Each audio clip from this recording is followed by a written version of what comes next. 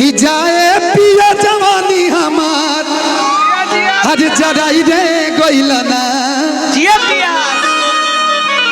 आप लोग इधर रहिए, इधर हो जराई रे गइला ना। एगो नचनिए कारण हर कनिया के भुलाई रे गइला ना। रेडी 1 2 3 4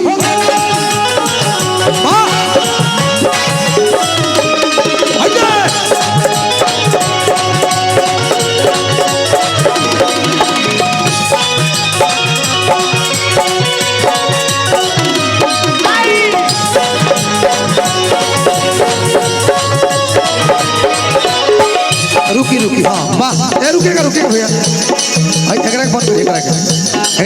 बंद कर मोबाइल गिर जाए। रुके अच्छा गार्जियन है, रुक जाए। कौन कहता है कि बूढ़ों को जोश नहीं आता? इधर आओ पूजा। कौन कहता है कि बूढ़ों को जोश नहीं आता? आज जब बुढ़वा डर जाता है तो बुढ़वा को 4 दिन तक होश नहीं आता। समिति के हमारे अध्यक्ष महोदय जी हैं। अच्छा प्रोफेसर सर भी हैं। अच्छा अध्यक्ष साहब, अच्छा प्रोफेसर साहब को दिल से धन्यवाद। लेकिन अब डांस बड़ा कमाल का कर रहे हैं सर। थोड़ा कैमरा पे आइए ना सर। कल से आप ही को लड़के देख कहेंगे अरे सर भी तो दिलवाले हैं हमारे। कि जाए पिया जवानी हम जदाई रे गइला ना।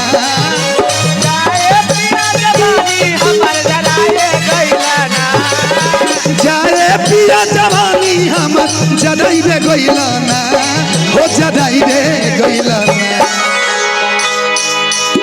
कि एगो नचनिए कारण कनिया के भुलाई रे गइला ना।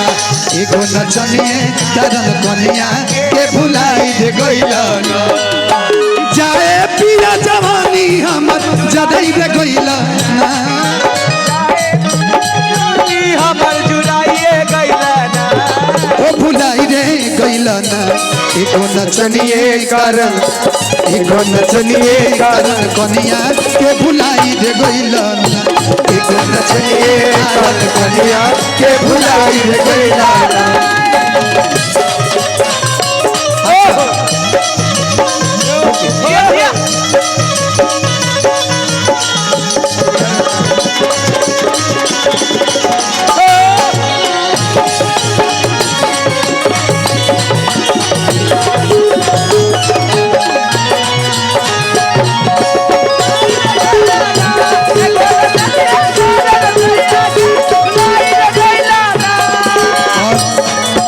समिति के अध्यक्ष हमारे दीपक भैया की तरफ से क्या बात है, प्यारा सा आशीर्वाद।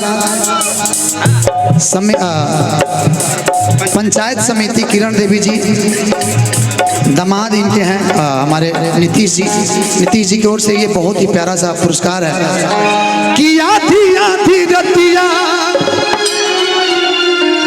आज पिया बुलेटियो लेके जाला। अरे होकर नचियो देखे जाला। कि आधी रतिया पिया बुलेटियो लेके जाला। होकर नचियो देखे जाला। आधी रतिया बुलेटियो लेके जाला। होकर नचियो लेके जाला। थोड़ा सा हमारे साथ एकदम खुल के रहिए। कि नाच के नशा में दुगो रोटियो नहीं खाला। दुगो रोटियो नहीं खाला। पूजा जी हटिए, वायरल बच्ची आ गई, हटिए। ये 1 साल की बच्ची देखिए डांस कर रही है। बेटा डांस करना जरा। बेटा इधर छोड़ दीजिए, बेचारी रोने लगी। कि आधी रतिया पिया बुलेटियो लेके जाला। ओकर नचियो देखे जाला। आधी रतिया पिया बुलेटियो लेके जाला। ओकर नचियो नहीं खाला। नाच के नशा में दुगो रोटियो नहीं खाला। दुगो रोटियो नहीं खाला। नाच के नशा में दुगो रोटियो नहीं खाला। दुगो रोटियो नहीं खाला। जाए पिया कमाई कुली उड़ाई रे गइला। जाए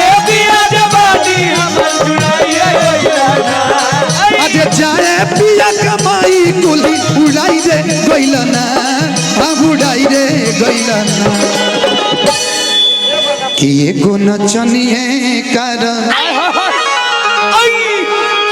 कि एगो हे पूजवे कारण हे कनिया के भुलाई रे गइल ना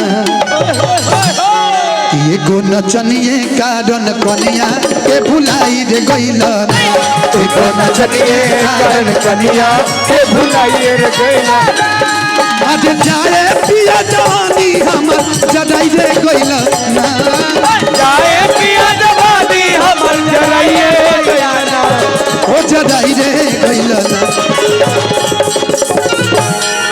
कि एगो नचनिए कारण कनिया के भुलाई रे गइल ना एगो नचनिए कारण कनिया एगो नचनिए कारण कनिया